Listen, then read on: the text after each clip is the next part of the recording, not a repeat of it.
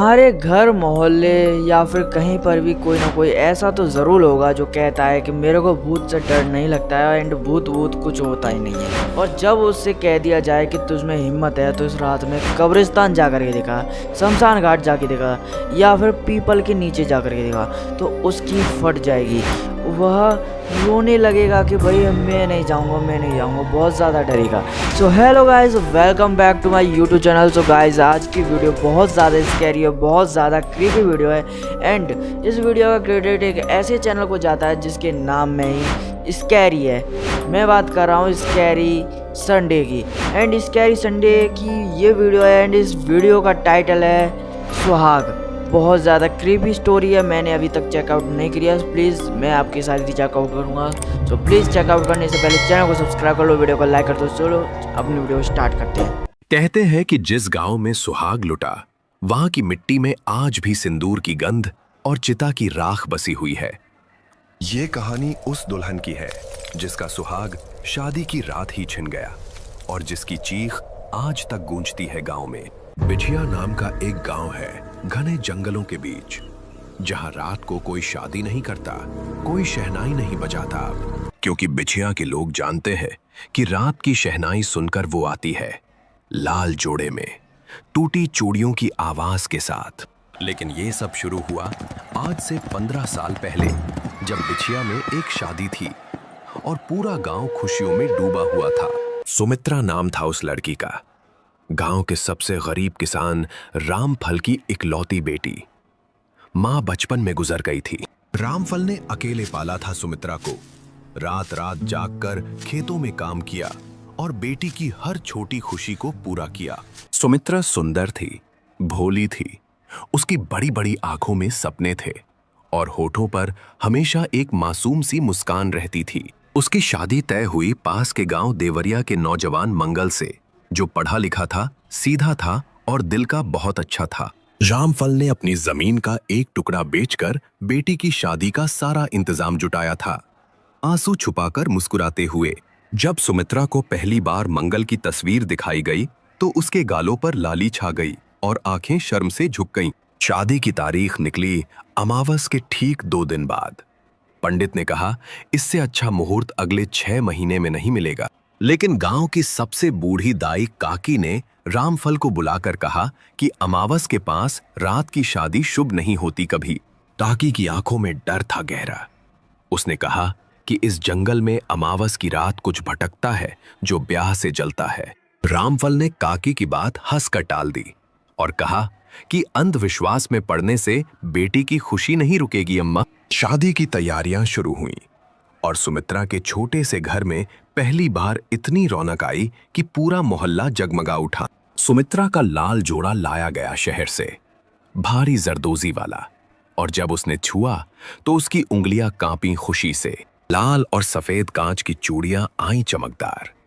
जब सुमित्रा ने पहनी तो उनकी छनक से पूरा आंगन गूंज उठा खुशी से।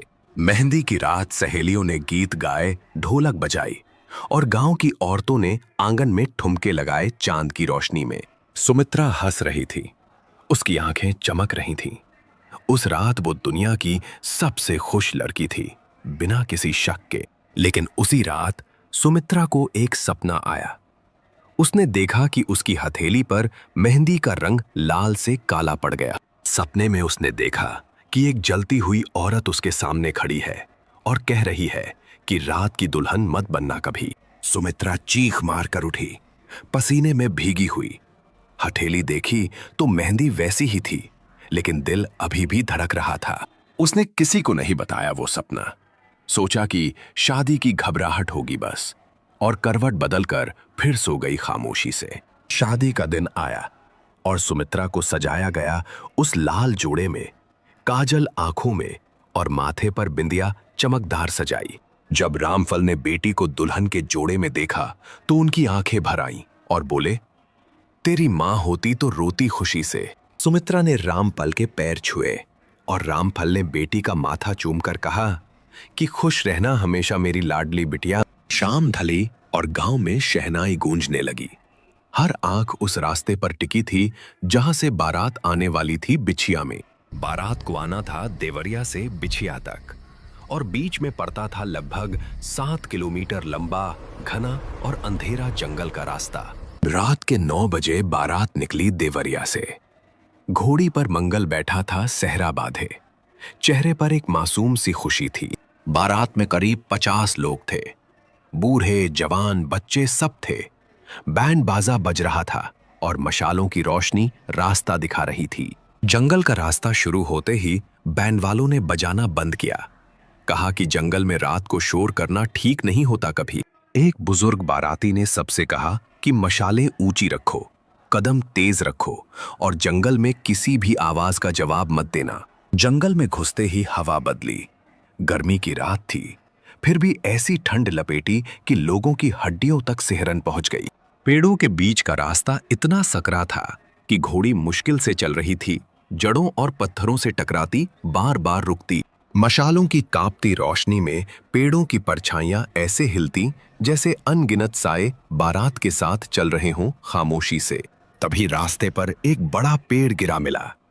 बारात रुकी और लोग हैरान हुए क्योंकि कल शाम को ये पेड़ यहां नहीं था। कुछ नौजवान पेड़ हटाने लगे। बाकी बाराती मशालों की रोशनी में खड़े रहे और जंगल का सन्नाटा और गहरा होता चला गया। कोई नहीं जानता था कि अंधेरे में 20-25 हथियारबंद साए छुपे थे, जिनकी आंखें मशालों की रोशनी में चमक रही थीं। अचानक चारों तरफ से गुंडे निकले। उनके चेहरे काले कपड़ों से ढके थे।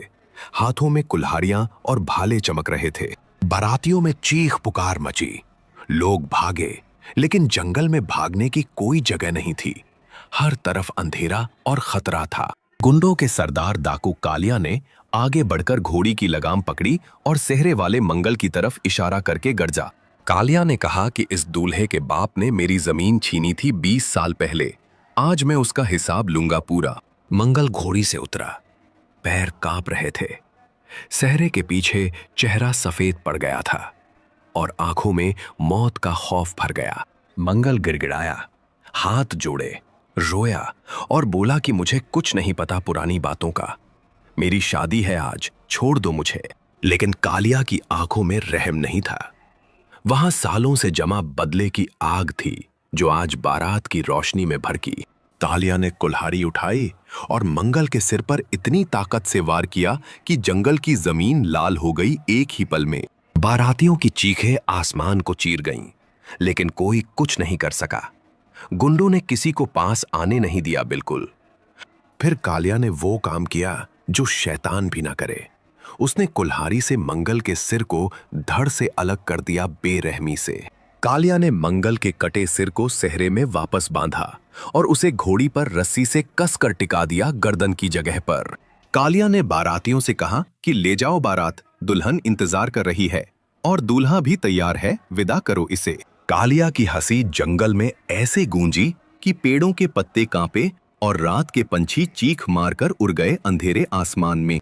बाराती टूटे हुए लौटे बिछिया की तरफ। कपड़ों पर खून के छींटे थे, चेहरों पर मौत का सन्नाटा और पैरों में थरथराहट। आगे घोड़ी चल रही थी खामोश। उस पर सेहरे में बंधा मंगल का कटा सिर हर कदम के साथ हिचकोले खा रहा था धीरे। बिछिया गांव में शहनाई बज रही थी। द्वार पर औरतें खड़ी थीं आरती की थाली लिए और सुमित्रा अंदर बैठी थी घूंघट में।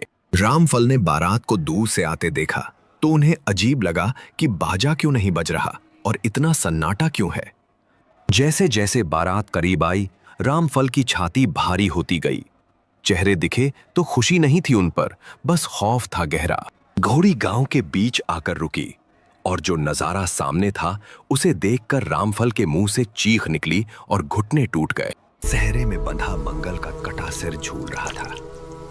उसकी फटी आंखें अभी भी उस आखिरी दर्द को बयान कर रही थीं बिना शब्द। घोड़ी की काठी से खून टपक रहा था जमीन पर और उसकी गंध इतनी तीखी थी कि पास खड़ी औरतें बेहोश होने लगीं एक एक। गांव में कोहराम मच गया। चीखें उठीं, बच्चे रोए, बूढ़े कांपे और शहनाई की आवाज अचानक रुक गई जैसे सांस टूट गई हो। रामफल जमीन पर गिरे। उनकी आंखें फटी थीं, मुंह खुला था लेकिन आवाज नहीं निकल रही थी, जैसे जबान लकवा मार गई। अंदर सुमित्रा बैठी थी जिसे अभी कुछ नहीं पता था। लेकिन बाहर की चीखें सुनकर उसका दिल जोर जोर से धड़कने लगा। सुमित्रा उठी और धीमे कदमों से दरवाजे की तरफ बढ़ी। उसकी लाल चूड़ियां छनकी और पायल का स्वर सन्नाटे में गूंजा। जब सुमित्रा ने दरवाजा खोला और बाहर कदम रखा तो पहले उसे कुछ समझ नहीं आया कि लोग क्यों रो रहे हैं इस तरह। फिर उसकी नजर घोड़ी पर गई, सहरे पर गई, और जब सच सामने आया तो उसकी आंखों की रोशनी एक पल को बुझ गई। सुमित्रा की आंखों से पहले आंसू नहीं आए, बस एक खालीपन भर गया अंदर, जैसे किसी ने रूह को खींचकर निकाल लिया हो। फिर उसके गले से एक चीख निकली, इतनी खौफनाक कि गांव के कुत्ते भागे, पक्षी उड़े और बच्चों ने कान बंद कर लिए। सुमित्रा ने कांपते हाथों से अपनी लाल चूड़ियां तोड़नी शुरू की। एक एक चूड़ी टूटी और कांच की किरचें हथेलियों में चुभीं।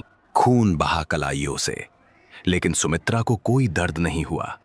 उसकी आंखों में अब आंसू नहीं थे, बस आग थी, सिर्फ आग।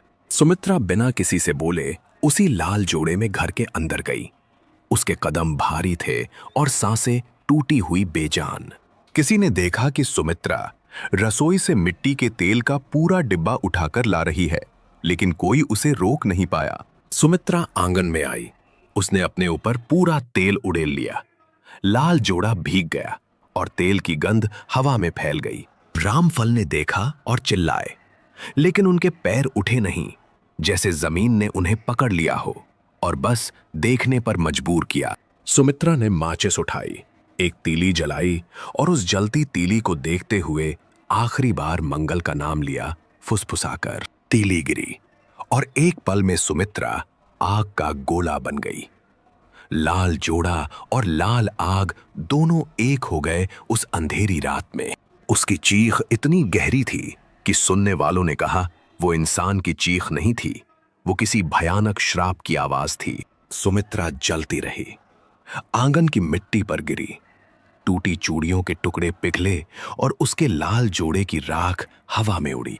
रामफल रोते रहे, गांव वाले देखते रहे, लेकिन कोई उस आग के पास नहीं जा सका, बस खड़े रहे बेबस और टूटे हुए।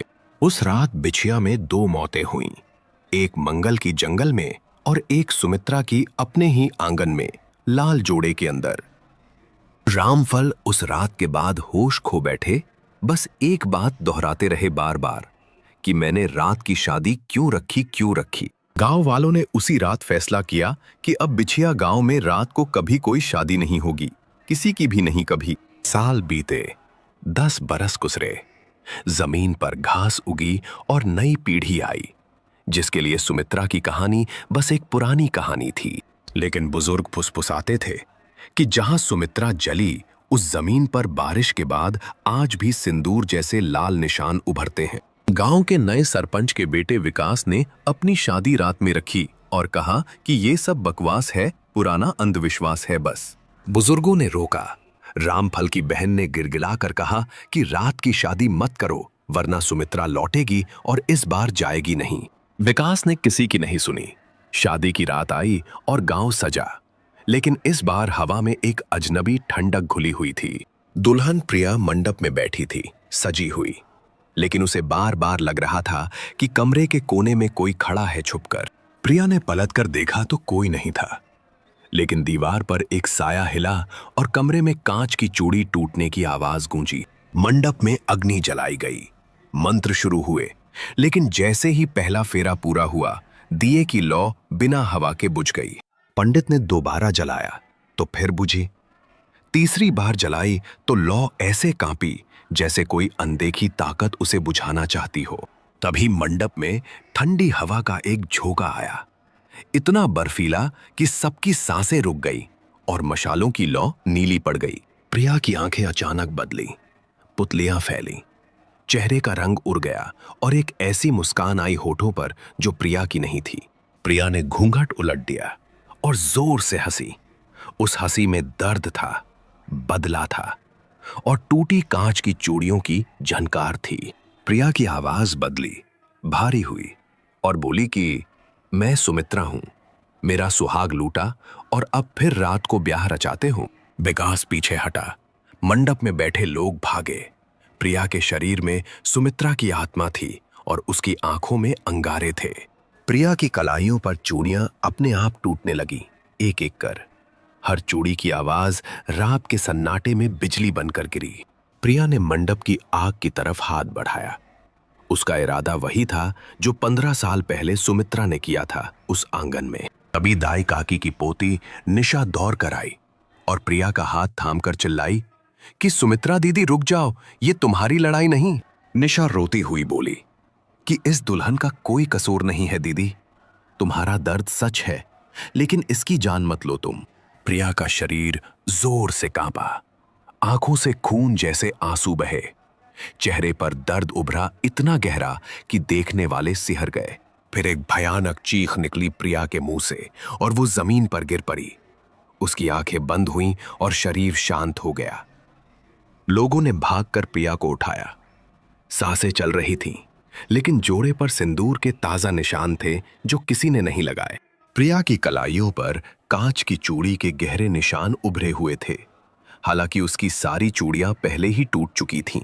उस रात के बाद शादी रोक दी गई और विकास ने अगले दिन सूरज की रोशनी में शादी की कांपते हाथों और भीगी आंखों से विकास ने कसम खाई कि बिछिया में अब कभी रात को कोई शादी नहीं होगी, और इस बार पूरे गांव ने उसका साथ दिया।